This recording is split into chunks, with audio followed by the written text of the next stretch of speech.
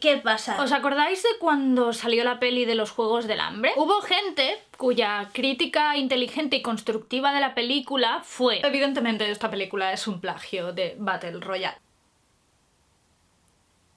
¿Qué es plagiar? Bueno, pues según la RAE, copiar en lo sustancial obras ajenas dándolas como propias. En plan de, me estoy aprovechando del trabajo de otro y nadie se va a dar cuenta.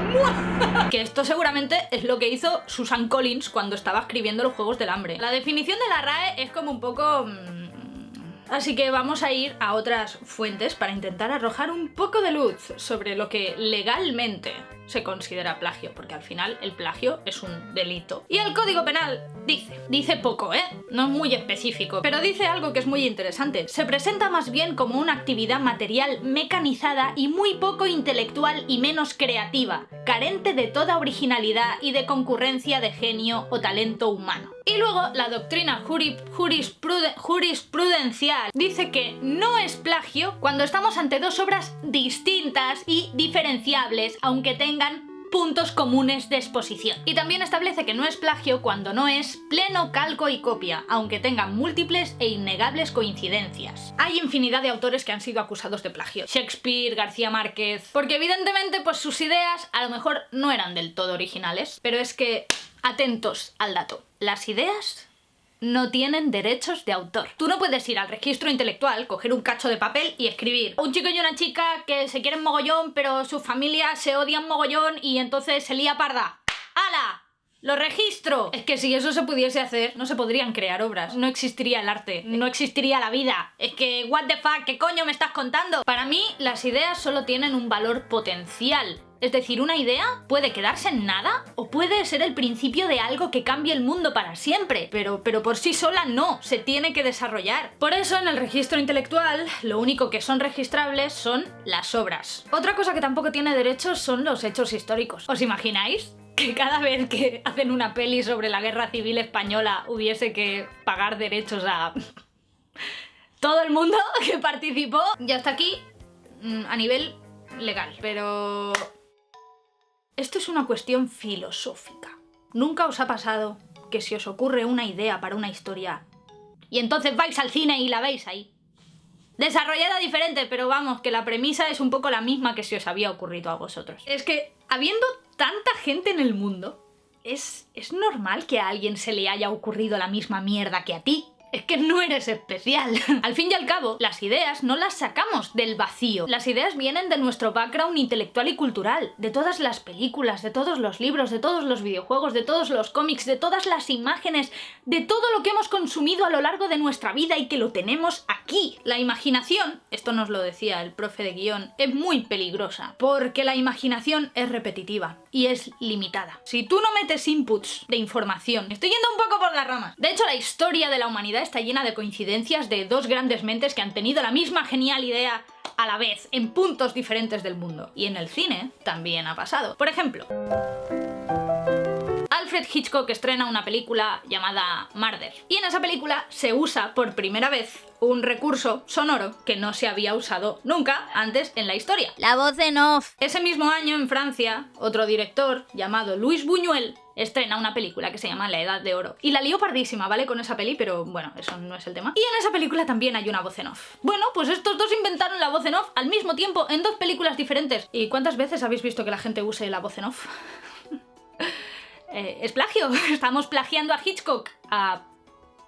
Sí, pero porque no es nada malo. Y ahí quería llegar, precisamente. Es que aunque tú copies a otro autor a propósito, conscientemente, ¿dónde está el problema? Es que así es como funciona el arte. Tú coges lo que ves y creas algo a partir de eso. El que se cree original es porque es tonto. Hay un libro muy guay que se llama La Semilla Inmortal, en el que básicamente dice que hay un número limitado de historias. Y que los escritores y los cineastas lo que hacen es contar estas historias una y otra vez. De modo que si tú estás contando una historia sobre una gente que va a buscar algo, estás contando Jasón y los Argonautas. Si estás contando una historia de alguien que quiere volver a su casa, estás contando la Odisea. Y si estás contando una historia de un amor prohibido, estás contando Romeo y Julieta. En el libro te dice que hay 21 tipos de historias. ¡21! O sea, son poquísimas. Así que si en el fondo lo que hay es un número limitado de historias, todo es un plagio de todo. Como plagiar realmente suena feo, porque plagiar implica que lo haces de mala fe. Voy a sustituir el término plagiar por su equivalente legal, las adaptaciones. Una adaptación es un plagio pero pagando. En general se considera que estás adaptando una historia cuando conservas 3 elementos: los personajes,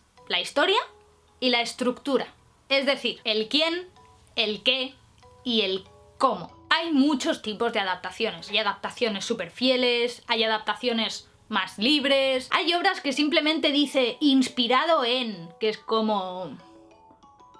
Pero ahora no quiero extenderme en el tema de las adaptaciones, que eso daría para otro vídeo, sino que os quiero hablar de una serie de casos que me parecen como mínimo curiosos. En el año 1887, Arthur Conan Doyle creó un personaje de ficción que supongo que os sonará, llamado Sherlock Holmes. Es uno de los personajes de la ficción más populares a nivel mundial, o sea, la cantidad de adaptaciones que se han hecho de la obra de Doyle es que no se pueden contar. Tienen muchísimas adaptaciones directas y muchísimas otras que ni siquiera se pueden considerar adaptación a nivel legal, porque no cumplen los requisitos. En el año 2010, la BBC compra los derechos y hace una miniserie llamada... Poco después, en 2012, visto el éxito que tuvo, la cadena americana CBS compra los derechos y rueda una serie también basada en los relatos de Arthur Conan Doyle. Mientras que Sherlock es una adaptación fiel, Elementary es una adaptación muy libre. De hecho, si tú coges Elementary y le cambias el nombre a los personajes, no hay nada que te recuerde a Sherlock Holmes. Aparte de que es un detective, pero podría ser cualquier otra serie policíaca. Lo que me lleva al año 2004. La Fox produce una serie que está inspiradísima y basadísima en Sherlock Holmes y que consta como serie original.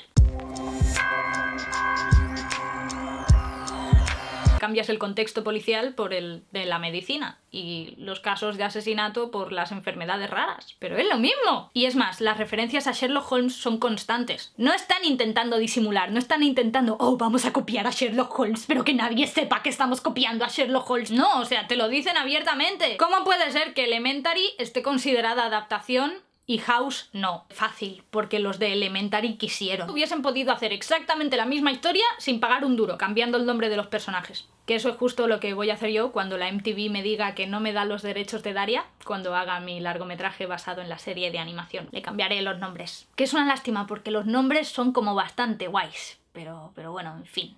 La vida. Volviendo a lo que decía antes, hay como una especie de vacío moral artístico en el tema de las adaptaciones.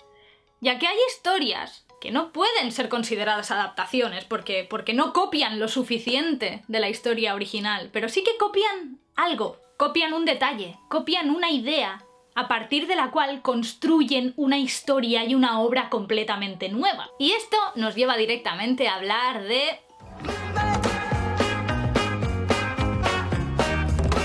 Tarantino es un tío que coge a Martin Scorsese, a los westerns de Sergio Leone, al anime, a las pelis coreanas, las pasa por la batidora y vomita una película. De hecho, él mismo declaró que los grandes artistas no hacen homenajes, roban. Y además esto es una cita que le robó a Picasso, o sea...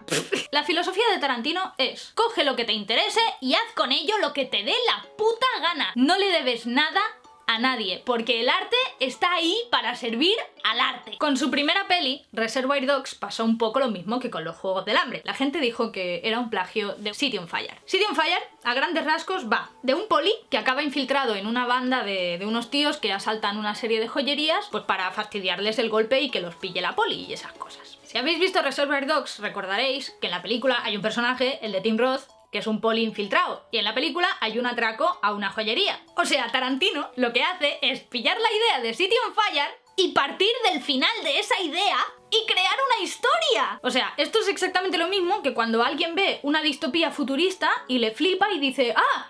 Voy a hacer yo también una distopía futurista. De hecho, yo hice algo muy parecido con uno de los guiones que tengo ahí a medio desarrollar en un cajón. Hay una peli del año 1994 que se llama Clerks, y esa película empieza con el prota que recibe una llamada de su curro que le dicen que tiene que ir a currar en su día libre porque el otro que tenía que ir a currar, pues por lo que sea, no ha podido ir. Y la peli pues nos narra las aventuras de este chaval y todas las mierdas que le van pasando mientras él se queja de que ese día él no tenía que ir a trabajar. Yo me inventé una historia que empezaba con un chaval llamando al curro, fingiendo que estaba enfermo y diciendo: oye, que me cubra el otro. Y a partir de ahí me inventé una historia que no tenía nada que ver con Clerks, pero oye, vino de ahí, fue un hilo del que fui tirando. Otra cosa es que, por ejemplo, estrenara esta hipotética película y me dijeran, oye, tú te has inspirado un poco en Clerks, ¿no? Y yo dijese, no, esto se me ha ocurrido a mí y a mí sola y no me he inspirado en nada ni en nadie. Venga, hombre. Bueno, y ahora podéis decir, pero es que Tarantino no solo pilla la idea para hacer la peli, es que copia un plano. Porque hay una escena de City on Fire donde hay 3 personas apuntándose, y en Reservoir Dogs pues también. A ver,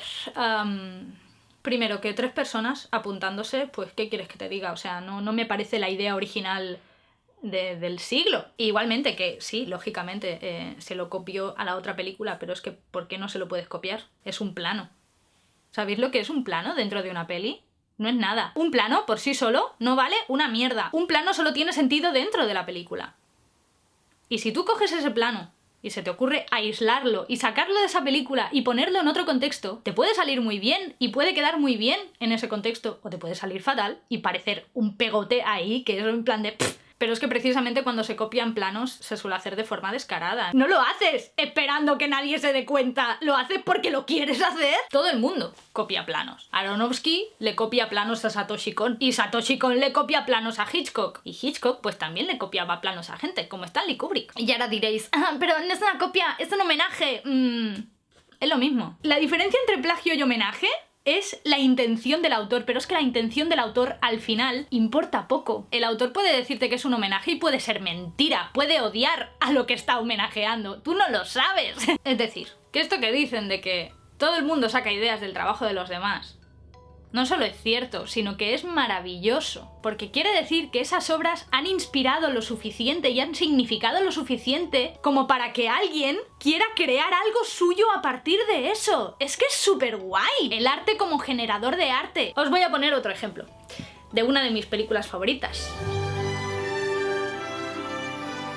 O el remake de Pixar de Los 7 Samuráis. Bichos oficialmente no está considerada un remake. Un remake es una adaptación que se hace de otra película. Los 7 Samuráis es una película de Akira Kurosawa que es chulísima, que va de un pueblo de campesinos muertos de hambre, que bueno, no tienen ya bastante con ser pobres y muertos de hambre, sino que encima hay unos bandidos que vienen a saquearles y les roban toda la comida, bajo la amenaza de que si no ceden y no les dan toda su comida, pues que encima los van a matar. Entonces los del pueblo deciden enviar a 2 personas a la ciudad a buscar a alguien que les defienda de los bandidos. Hasta aquí, si habéis visto Bichos, esto os sonará bastante. Pero hay una sutil diferencia, nada, muy sutil, entre las 2 películas, que tiene que ver con el punto de vista. O sea, esto, si no lo sabíais, el punto de vista en una obra es como de lo más importante, es como lo más sustancial que hay. Un detallito sin importancia. En Los 7 Samuráis, tal y como indica el título, los protagonistas son los samuráis. Sobre todo Kanbei, que es el primer samurái al que reclutan y es el más mayor y el que tiene más experiencia y es como el que busca a los demás. Y luego también está Kikuchiyo, que lo interpreta Toshiro Mifune y que por tanto le amo. Y la historia va de cómo esos samuráis pasan de defender al pueblo solo por pasta, porque al principio solo lo hacen por interés y por poder sacar algo, a luchar por algo más, cómo pasan a creer en la justicia, en el amor al prójimo. En cambio, Bichos lo que hace es que parte del argumento de Los 7 Samuráis, pero traslada el punto de vista, y los protagonistas no son los samuráis, es Flick. Las 2 pelis tienen la misma premisa y un poco el mismo argumento, pero tratan temas diferentes. El desarrollo de la historia y de los personajes es diferente. El tono de la película no tiene nada que ver. Así que sí, puedes llamarlo adaptación, puedes llamarlo plagio, puedes decir que la historia no tiene nada de original, pero es que para mí coger una idea y transformarla y crear una historia nueva a partir de eso es que me parece algo súper original. Y además un ejercicio de creatividad súper chulo. Probadlo en casa. De hecho, los fanfics, esto es algo que se hace súper habitualmente y muchas veces nos damos cuenta porque conocemos la obra original de referencia y otras muchas no.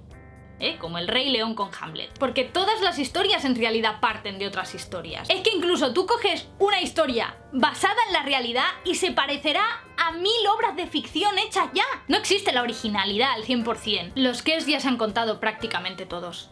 Pero es que el arte no va de qués, va de cómos. Y siempre va a haber cómos nuevos que contar si hay gente que quiere contar algo. Y ya está. Espero que el vídeo os haya parecido interesante y os haya incitado a la reflexión o al debate o a algo.